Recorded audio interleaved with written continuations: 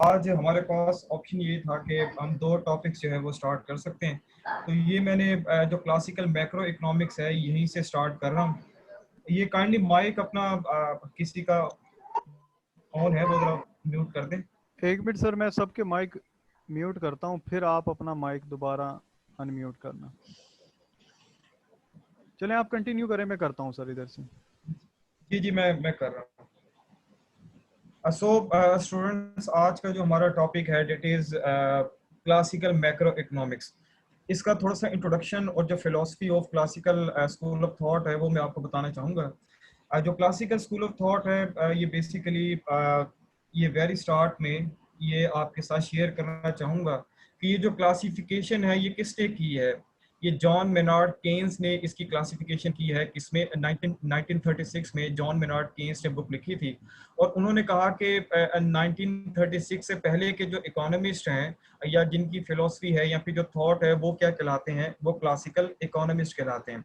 अब चूंकि आपका एमसीक्यूज बेस्ड पेपर होता है तो मैंने कुछ बुक्स देखी हैं क्लासिकल इकोनॉमिस्ट की। उनका ईयर्स ऑफ पब्लिशिंग क्या है तो वो भी आप नोट कर लें। सबसे पहले एडम स्मिथ है जो कि वेल्थ ऑफ नेशंस 1776 में इन्होंने बुक लिखी थी।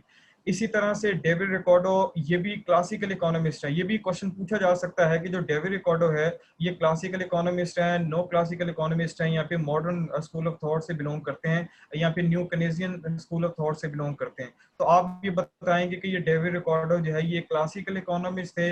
इन्होंने 1817 में एक बुक लिखी थी प्रिंसिपल्स ऑफ पॉलिटिकल इकोनॉमी के लिहाज से। ठीक है। इसी तरह से जेएस मिल, आप एक जो इंटर बीए लेवल की बुक्स हैं आप पढ़ते हैं जी जेएस मिल, इनका जो पूरा नाम है जॉन स्टुअर्ट मिल है। ये जो जॉन स्टुअर्ट मिल है ये बेसिकली एक फिलोसफर भी थे। एक बहुत ही मशहूर एक है, उनका नाम है साइकोलॉजी के हैं वो सिगमंड फ्राइड। सिगमंड फ्राइड के जो टीचर थे ये जॉन स्टुअर्ट मिल ही थे। सो प्रिंसिपल्स ऑफ पॉलिटिकल इकोनॉमी इन्होंने लिखी थी 1848 में। ठीक है। इसी तरह से जो न्यू क्लासिकल इकोनॉमिक्स है वो अल्फ्रेड मार्शल से स्टार्ट होती है। अल्फ्रेड मार्शल की भी एक बुक मैंने यहाँ पर नोट की है that is principles of economics जो कि 1920 में है लिखी थी। अच्छा, इसको जरा करेक्ट कर लीजिएगा कि एक मेरे जहन में 1890 भी है कि 1890 में अल्फ्रेड मार्शल ने बुक लिखी थी, तो इसको भी आप देख लीजिएगा।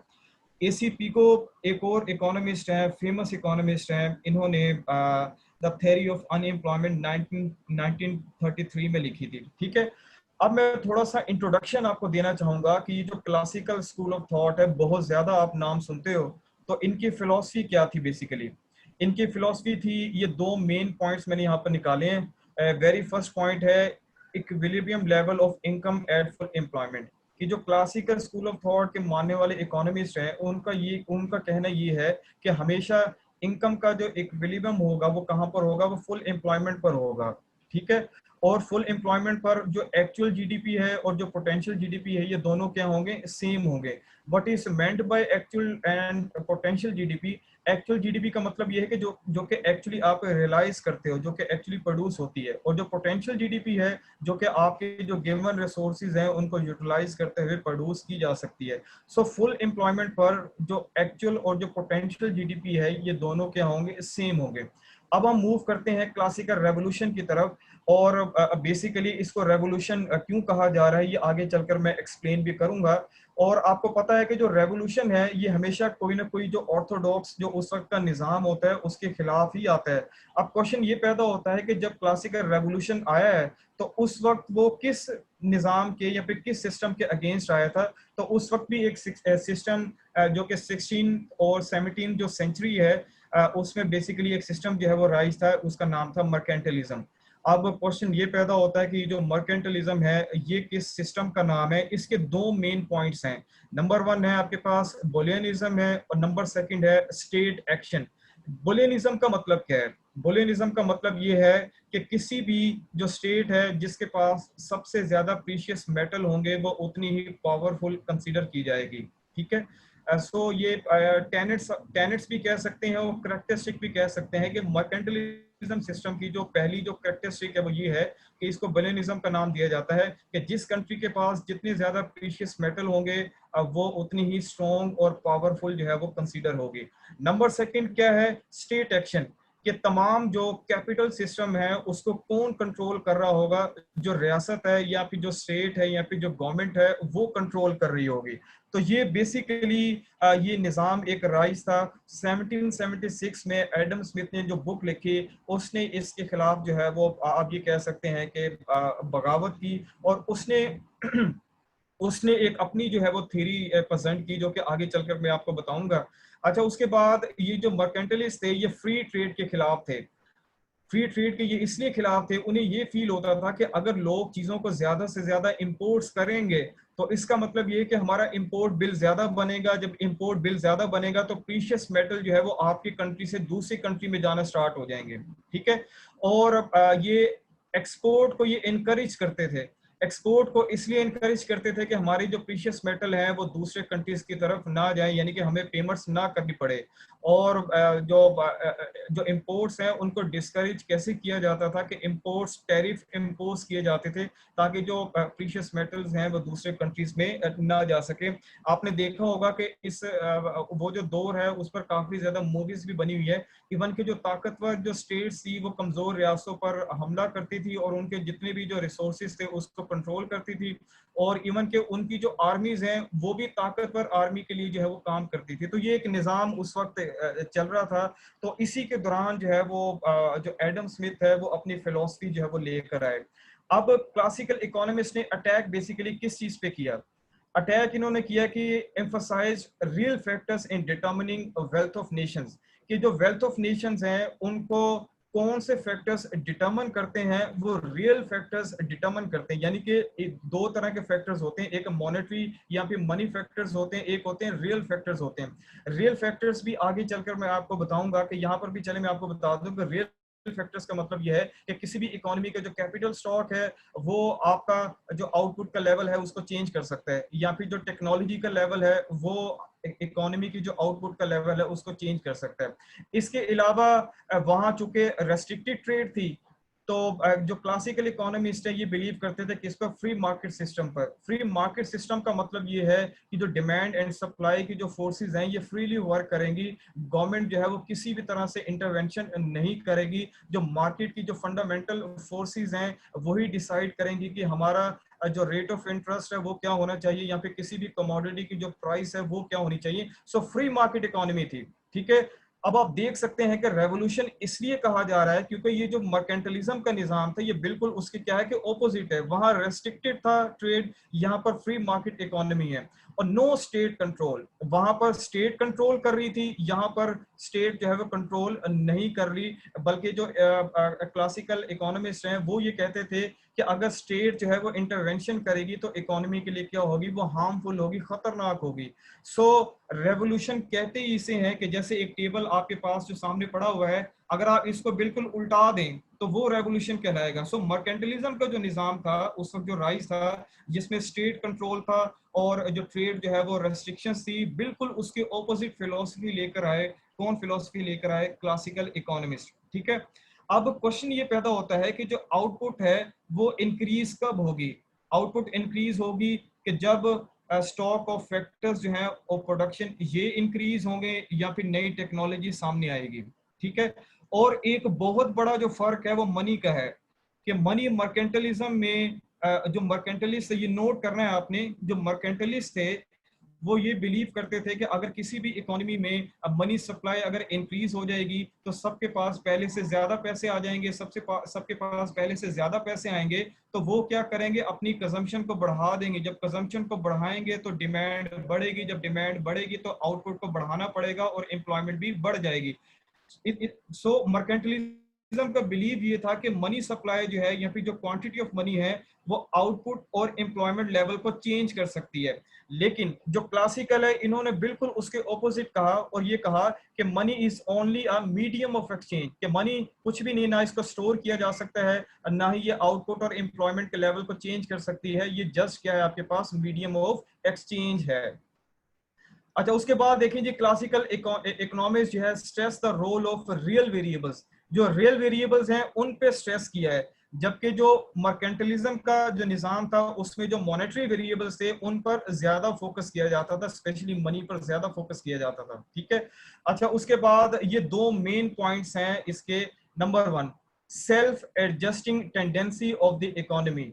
सेल्फ एडजस्टिंग टेंडेंसी का मतलब यह है कि जो प्राइसेस हैं चाहे मनी वेजेस हैं वो सेल्फ एडजस्टिंग है, ना तो उसको कोई बायर डिसाइड करेगा ना कोई सेलर डिसाइड करेगा। इसी तरह से जो मनी वेजेस हैं ना तो किसी फैक्ट्री की तरफ से उसको किया जाएगा, ना लेबर खुद से डिसाइड करेगा, बल्कि जो मार्केट की फोर्सेस हैं वही डिसाइड करेंगी कि जो वेजेस हैं वो कितनी होनी चाहिए या फिर जो प्राइस का लेवल है वो कितना होना चाहिए। Government intervention is harmful. Classical ये बिलीव करते थे कि गवर्नमेंट अगर इंटरवेंशन करती है यानी कि मुदाखलत अगर करती है तो वो जो इकोनॉमी है उसके लिए क्या होगा, नुकसानदेह होगा। ठीक है, सो थोड़ा सा मैं मजीद आपको बताना चाहूंगा कि जॉन स्टुअर्ट मिल, जो जेएस मिल जिनको हम लोग कहते हैं, इनकी एक कोटेशन भी है। उनकी कोटेशन ये है कि अगर हम लोग गुड्स एंड सर्विसेज को परचेज कर लेते हैं तो हमें मोटिवेट नहीं करना पड़ेगा जो लोग हैं कि आप गुड्स एंड सर्विसेज को परचेज करें, बल्कि लोग खुद से मोटिवेट हो जाएंगे। इसी से मिलती जुलती एक जेबी से का भी सेइंग है कि supply creates its own demand. ये लास्ट में जाकर आपको बताऊंगा कि ये आपने जो सेल्स लॉ ऑफ मार्केट है वो कहां से आपने करना है और खुद करना है। ठीक है, सो ये थोड़ा सा मैंने डिफरेंस आपको बताया है मर्केंटलिज्म का और ये जो क्लासिकल स्कूल ऑफ थॉट है। बेसिक बेसिक डिफरेंस क्या है कि वहां पर रेस्ट्रिक्टेड ट्रेड थी, यहाँ पर फ्री मार्केट इकोनॉमी है, वहां रिसोर्सेज को कंट्रोल स्टेट कर रही थी, यहाँ जो गवर्नमेंट की जो इंटरवेंशन है वो बिल्कुल कबूल नहीं की जाती। वहां मनी जो है वो आउटपुट और एम्प्लॉयमेंट को चेंज करने में रोल प्ले करती थी, लेकिन क्लासिकल के नजदीक मनी जो है वो आउटपुट और एम्प्लॉयमेंट को चेंज करने में कोई रोल प्ले नहीं करती। तो इससे रिलेटेड जो है वो एमसीक्यूज जो आपका जो पीपीएससी का एग्जाम है उसमें पूछे जा सकते हैं। अब डायरेक्टली मैं आपको लेके जा रहा हूं कि अंडर क्लासिकल सिस्टम आउटपुट और एम्प्लॉयमेंट की जो डिटर्मिनेशन है वो किस तरह से होती है। तो मैंने बड़ा शॉर्ट करके आपको एक्सप्लेन करूंगा ताकि ज्यादा चीजें जो है वो एक्सप्लेन हो सकें। सबसे पहले देख लें कि जो प्रोडक्शन फंक्शन है वो क्या होता है। ये basically summarise the relationship between total inputs and total output assuming a given technology. कि टेक्नोलॉजी हम अस्यूम करते हैं कि गिवन टेक्नोलॉजी है, so output is a function of capital and number of labour. So ये जो कैपिटल के ऊपर ये है कि कैपिटल यहाँ पर क्या है, फिक्स्ड है। सो आउटपुट जो वेरी करेगी वो जस्ट नंबर ऑफ लेबर की वजह से वेरी करेगी, कैपिटल जो है यहाँ पर रोल प्ले नहीं करेगा। इसी तरह से जो मार्जिनल प्रोडक्ट ऑफ लेबर है, वेरी सिंपल टू एक्सप्लेन कि change in output due to the change in an additional labour, के जो एक एक्स्ट्रा लेबर लगाने से टोटल आउटपुट में जो चेंज आएगा वो बेसिकली क्या कहलाएगा, वो मार्जिनल प्रोडक्ट ऑफ लेबर कहलाएगा। ये कॉन्सेप्ट इसलिए ले रहे हैं क्योंकि आगे चलकर ये काम आएगा हमारे। अच्छा उसके बाद ये देखें कि ये डायग्राम मैंने बनाया है जो कि प्रोडक्शन फंक्शन, ये वाला जो ऊपर वाला डायग्राम है ये प्रोडक्शन फंक्शन को रिप्रेजेंट कर रहा है, जो कि output is a function of capital and labour. ठीक है, और यहीं से ड्रॉ किया, जो कि यहाँ पर स्केड्यूल बनाने की जरूरत नहीं थी। अब आप मास्टर्स के स्टूडेंट्स हैं एटलीस्ट, तो यहाँ पर स्केड्यूल के जरिए मैंने नहीं बनाया बल्कि एक रफ डायग्राम बनाया ताकि आपको कॉन्सेप्ट दिया जा सके जस्ट कि ये जो आपके पास डायग्राम है ये प्रोडक्शन फंक्शन को ही रिप्रेजेंट कर रहा है। Output is a function of capital and labour. X axis पर आपने नंबर ऑफ लेबर को लिया है, वाई एक्सिस पे क्या लिया है, आउटपुट को लिया है। यहीं से जो नीचे वाला डायग्राम है ये ड्रॉ हुआ है, ये जो बी से सी के दरमियान जो आउटपुट में चेंज है ये कांस्टेंट को रिप्रेजेंट कर रहा है, ये कांस्टेंट चेंज है। उसके बाद जो चेंज है वो डिमिनिशिंग को रिप्रेजेंट कर रहा है, और जहां पर आपके पास टोटल जो आउटपुट है वो मैक्सिमम है, वहां पर जो मार्जिनल आपकी जो प्रोडक्टिविटी है वो क्या है, जीरो है। और जहां पर टोटल प्रोडक्टिविटी गिरना स्टार्ट हुई है, ये देखें टोटल प्रोडक्टिविटी जहां गिरना स्टार्ट हुई है वहां पर मार्जिनल प्रोडक्टिविटी क्या हो चुकी है, नेगेटिव हो चुकी है। अब क्वेश्चन ये पैदा होता है कि हम लोग ये क्यों डिस्कस कर रहे हैं। हम लोग इसलिए डिस्कस कर रहे हैं कि आगे चलकर हम लोगों ने आउटपुट और एम्प्लॉयमेंट की डिटर्मिनेशन करनी है। वहां पर स्पेशली ये जो आपका मार्जिनल प्रोडक्टिविटी ऑफ लेबर का ये जो आउटपुट का कर्व है ये आपको चाहिए होगा। और ये मैं अभी से आपको बता दूं, ये जो मार्जिनल प्रोडक्ट ऑफ लेबर का कर्व है ये बेसिकली लेबर डिमांड का कर्व भी होता है। किसी भी फर्म का जो लेबर डिमांड का कर्व है वो मार्जिनल प्रोडक्ट ऑफ ये जो आउटपुट है इसका कर्व है। अब एम्प्लॉयमेंट की तरफ चलते हैं। एम्प्लॉयमेंट की तरफ जाने से पहले कुछ असम्पशंस हैं। Market work well. Market work well का मतलब ये है जो मार्केट की जो फोर्सेस हैं वो फ्रीली वर्क करती हैं, गवर्नमेंट की तरफ से या फिर किसी भी इंस्टीट्यूशन की तरफ से कोई रेस्ट्रिक्शन नहीं होती, क्योंकि अगर रेस्ट्रिक्शन होगी तो वहां पर प्रॉब्लम क्रिएट हो जाएगा। इसी तरह से जो फर्म्स हैं और जो इंडिविजुअल्स हैं वो अपने आप को ऑप्टिमाइज करते हैं। जैसे आरिफ साहब ने भी बताया था कि जो क्लासिकल है वो ये बिलीव करते हैं कि अगर एक इंडिविजुअल जो है वो अगर ठीक पूरी मेहनत कर रहा है और उसको पूरा आउटपुट मिल रहा है तो इसका मतलब ये है कि पूरी इकोनॉमी की यही कंडीशन होगी। सो फर्म्स और जो इंडिविजुअल्स हैं वो अपने आप को ऑप्टिमाइज करने की कोशिश करते हैं। और नंबर थर्ड क्या है जी, परफेक्ट इंफॉर्मेशन है। परफेक्ट इंफॉर्मेशन का मतलब यह है कि जो सेलर के पास जितनी इंफॉर्मेशन है बायर के पास भी उतनी ही इंफॉर्मेशन है। मतलब कि जो सेलर है वो महंगी चीज नहीं बेचेगा और जो बायर है वो सस्ती जो महंगी चीज है वो खरीदने के लिए तैयार नहीं होगा। इसी तरह से no barriers to adjust money wages, कि मनी वेजेस जो है ये फ्लेक्सिबल है। एक तो प्राइसेस फ्लेक्सिबल है और जो मनी वेजेस है ये भी फ्लेक्सिबल है, क्योंकि अगर मनी वेजेस को फ्लेक्सिबल नहीं छोड़ेंगे तो जो क्लासिकल की जो सारी फिलोसफी है वो फिर डिस्टर्ब हो जाती है। सो हम लोग ये भी यहाँ पर कह रहे हैं कि जो मनी वेजेस हैं ये फ्रीली वर्क करती हैं। ठीक है, अब लेबर डिमांड की तरफ मूव करते हैं। लेबर डिमांड की जो प्रॉफिट मैक्सिमाइजिंग किसी भी फर्म की कंडीशन होती है वो क्या होती है कि वहां पर होता है जहां पर मार्जिनल रेवेन्यू मार्जिनल कॉस्ट दोनों क्या होते हैं, सेम होते हैं।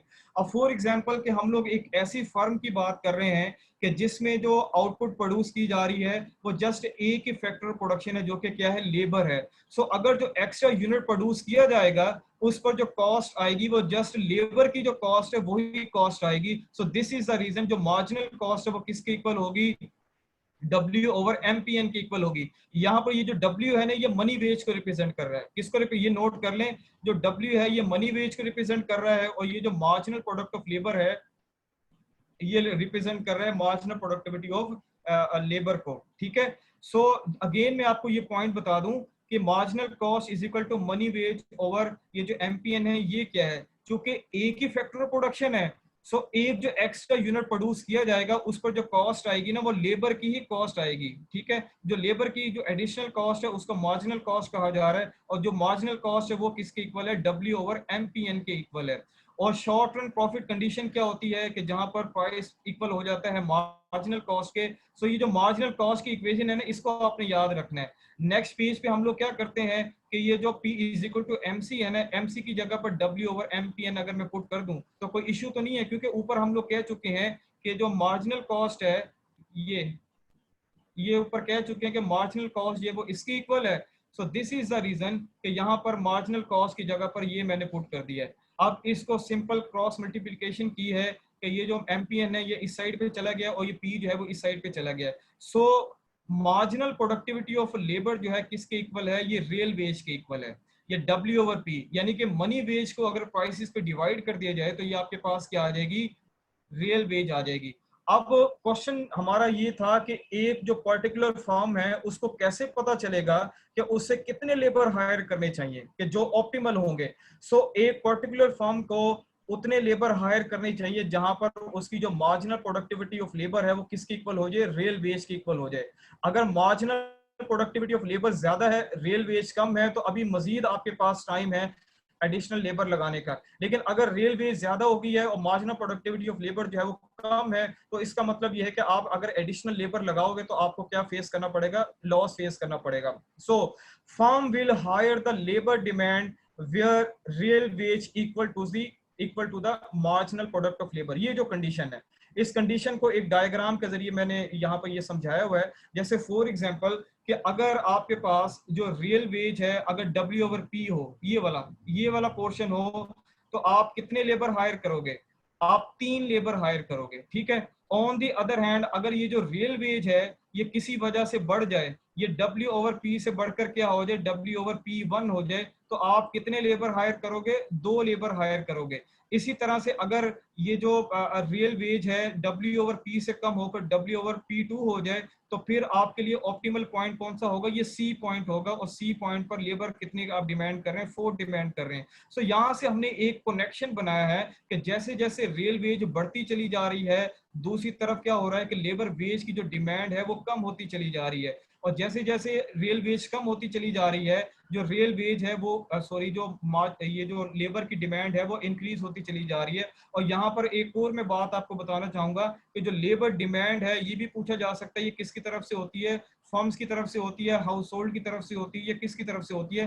तो ये आपने बताना है कि जो लेबर डिमांड है ये किसकी तरफ से होती है, ये फर्म्स की तरफ से होती है। ठीक है, सो इसी डायग्राम से हमने एक रिलेशन डेवलप किया है। वो रिलेशन क्या है कि labour demand is a function of real veg. ये किसका फंक्शन बन रहा है, रियल वेज का फंक्शन बन रहा है। और ये जो साइन है ये नेगेटिव का साइन है। इसका मतलब ये है कि जब रियल वेज इंक्रीज हो जाएगी तो लेबर डिमांड कम हो जाएगी, जब रियल वेज कम हो जाएगी तो लेबर डिमांड क्या हो जाएगी, बढ़ जाएगी। इसके पीछे क्या रीजन है, इसके पीछे रीजन ये है कि जब रियल वेज बढ़ जाती है तो फर्म्स के लिए अब लेबर एक्सपेंसिव हो जाते हैं। जब लेबर एक्सपेंसिव हो जाते हैं तो वो उसकी डिमांड को कम कर देते हैं। ऑन दी अदर हैंड जब रियल वेज कम हो जाती है तो उस वक्त फर्म्स के लिए जो लेबर्स हैं वो चीपर हो जाते हैं, तो वो उसकी डिमांड को बढ़ा देते हैं। So this is the reason कि लेबर डिमांड और जो रियल वेज है इनके दरमियान एक नेगेटिव रिलेशन बनता है। और दूसरी चीज हमने ये नोट की है कि किसी भी फर्म का जो मार्जिनल प्रोडक्टिविटी ऑफ लेबर का कर्व है वो एक्चुअली उस फर्म का लेबर डिमांड का ही कर्व है।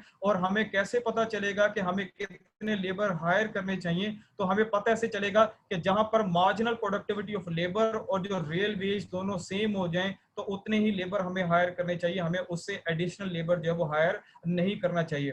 इसी तरह से जो लेबर सप्लाई है, अब इसकी डेरिवेशन भी आपको दिखाई जा सकती थी। तो अगेन आरिफ साहब वाली बात है कि सारी चीजें जो है वो अगर यहाँ पर स्केड्यूल के जरिए भी एक्सप्लेन की जाएं तो वो बहुत ज्यादा टाइम लग जाएगा। तो ये सिंपल हमने रिलेशन डेवलप करना है कि रियल वेज और जो लेबर सप्लाई है इनके दरमियान क्या रिलेशन बनता है। तो वो एक पॉजिटिव रिलेशन बनता है। ये जैसे मैंने फंक्शन लिखा है कि labour supply is a function of real veg, और इन दोनों के दरमियान जो रिलेशन बनता है वो बेसिकली क्या बनता है, पॉजिटिव रिलेशन बनता है। मींस टू से दैट कि जब रियल वेज इंक्रीज हो जाएगी तो लेबर सप्लाई इंक्रीज हो जाएगी, जब रियल वेज कम हो जाएगी तो लेबर सप्लाई क्या हो जाएगी, कम हो जाएगी। अब क्वेश्चन ये है कि जो लेबर सप्लाई है ये किन की तरफ से होती है, तो इसका आंसर ये है कि लेबर सप्लाई जो है वो हाउस होल्ड की तरफ से होती है। जब वो ये फील करते हैं कि रियल वेज में इजाफा हो गया है तो वो ज्यादा देर काम करने के लिए तैयार हो जाते हैं। अगर वो ये फील करते हैं कि रियल वेज कम हो गई है तो वो अपना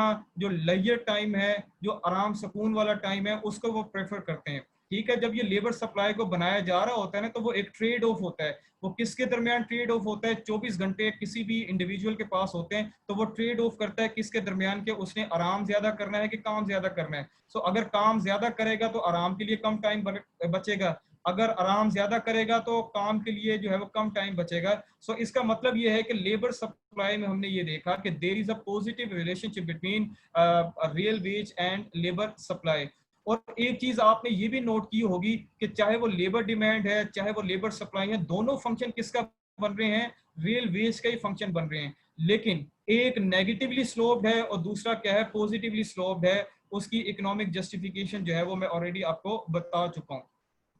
अब इक्विलिब्रियम आउटपुट एंड एम्प्लॉयमेंट, अभी तक हमने क्या देखा है, एक एग्रीगेट प्रोडक्शन फंक्शन देखा है, ये जो y is equal to k into n, ठीक है। और उसके बाद क्या देखा है, लेबर डिमांड स्केड्यूल देखा है, ये वाला ये नेगेटिव रिलेशन है। और लेबर सप्लाई स्केड्यूल देखा है, इनके दरमियान पॉजिटिव रिलेशन है। और इक्विलिब्रियम की क्या कंडीशन है, इक्विलिब्रियम की कंडीशन ये है कि जहां पर लेबर डिमांड और लेबर सप्लाई बराबर हो जाए, ये इक्वल टू का साइन है, ये लेस देन का साइन नहीं है, इक्वल टू का साइन है। जब लेबर डिमांड और लेबर सप्लाई दोनों सेम होंगे तो लेबर मार्केट में क्या आ जाएगा, इक्विलिब्रियम आ जाएगा। उसका ये फायदा होगा कि हमें ये भी पता चल जाएगा कि रियल वेज कितनी है और उस रियल वेज पर आपका जो एम्प्लॉयमेंट का लेवल कितना है और उस एम्प्लॉयमेंट के लेवल पर आपका जो है वो आउटपुट का लेवल कितना है। अब ये जो डायग्राम है इसको एक्सप्लेन करता हूँ। पहले आप देख लें कि जो ऊपर वाला डायग्राम है, एक्स एक्सिस पर हमने लेबर को लिया है और वाई एक्सिस पर रियल वेज को लिया है। ये पॉजिटिवली स्लोप जो पहले कर्व हमने बनाया लेबर सप्लाई का, ये नेगेटिवली स्लोप जो पहले कर्व बना चुके हैं, इस पॉइंट पर दोनों एक दूसरे को इंटरसेक्ट कर रहे हैं। सो ये वाला जो रियल वेज है ये मैं बनाना जो है इधर बनाया जा सकता है, ये रियल वेज जो है वो डिटरमिन हो जाएगा। तो ये मैं यहाँ आपको बना भी देता हूँ।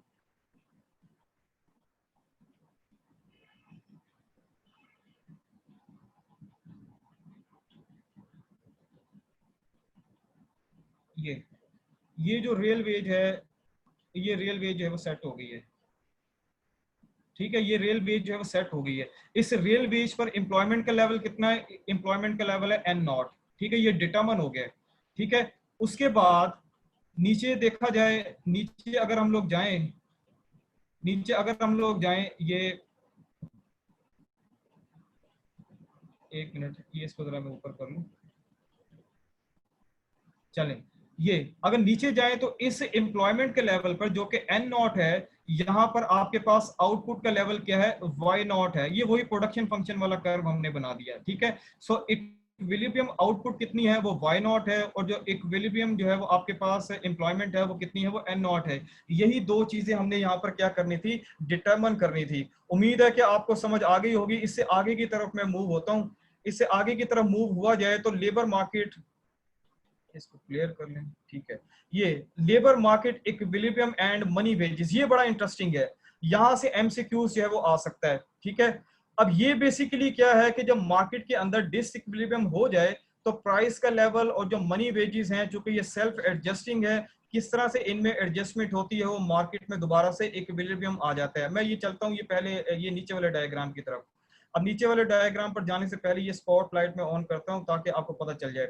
अब ये देखने में बड़ा कम्प्लेक्स डायग्राम लग रहा है, लेकिन ये कम्प्लेक्स डायग्राम नहीं है। सबसे पहले आप ये देखें कि ये फॉर एग्जांपल कि आप इस पॉइंट पर है, ये जो मैंने हाईलाइट किया हुआ है, ये जो पॉइंट है, यहाँ पर लेबर डिमांड और लेबर सप्लाई का कर्व एक दूसरे को इंटरसेक्ट कर रहे हैं। ठीक है, यहाँ पर प्राइस का लेवल क्या है? P1 है, और लेबर डिमांड और लेबर सप्लाई एक दूसरे को इंटरसेक्ट कर रहे हैं। यहाँ पर एम्प्लॉयमेंट का लेवल N1 है, और आपके पास जो मनी वेजेस हैं वो कितनी है? वो W1 है। ठीक है, अब इसके बाद प्रोसेस स्टार्ट होगा।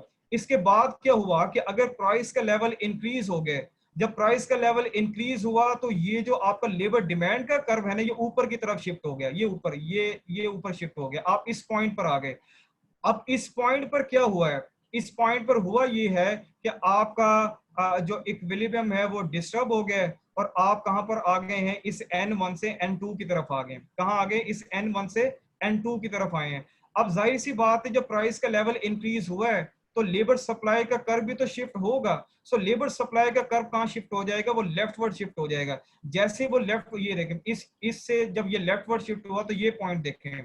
इस पॉइंट पर आप देखें कि अगर मनी वेज अभी एडजस्ट नहीं हुई, जब मनी वेज एडजस्ट नहीं हुई तो आपका जो लेबर का जो सप्लाई है वो ये है, N2 डैश है, जबकि जो लेबर डिमांड है वो कितनी है? वो N2 है।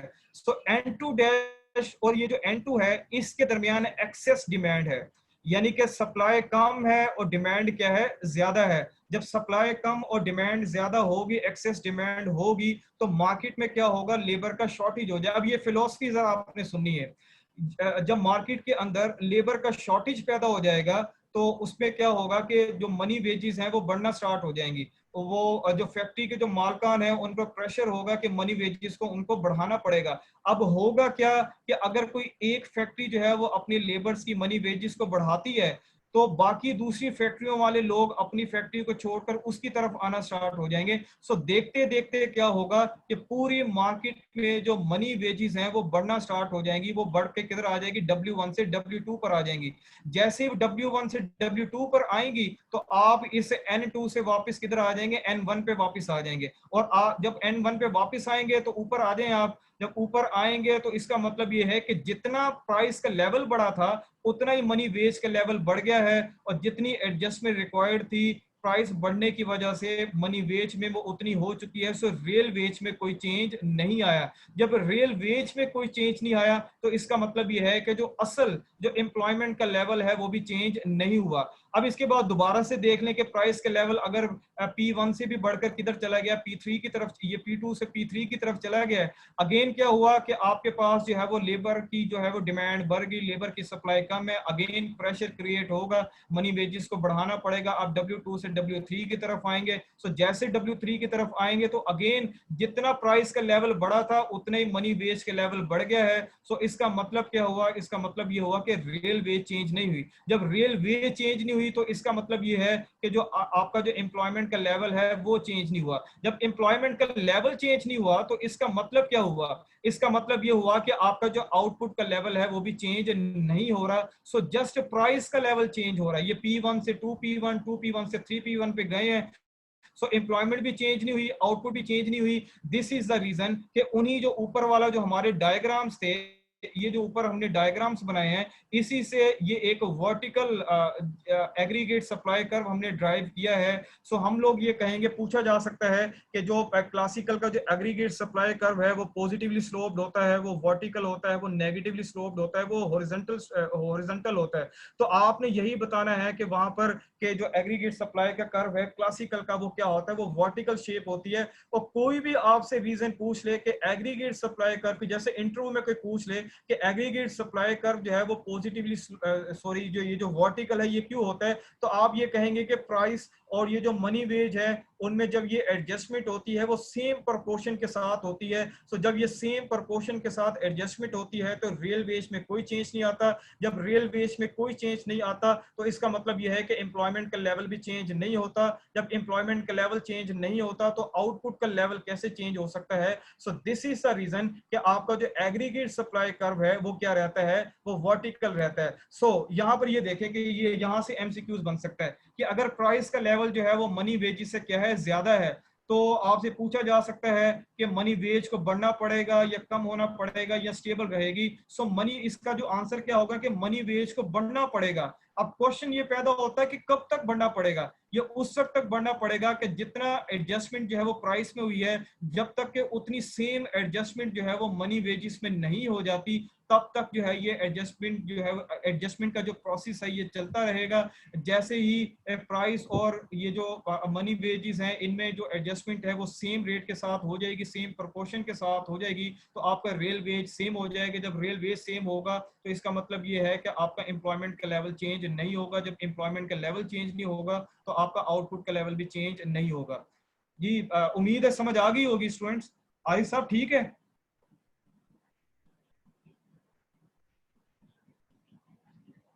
जी स्टूडेंट समझ आई है?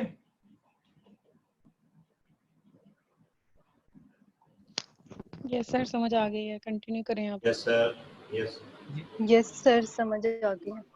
अच्छा, ये अगर कोई पूछ ले कि एग्री, अच्छा मैं चले एक क्वेश्चन यहाँ पर उठाता हूँ। वो क्वेश्चन ये है कि डिलॉम की बुक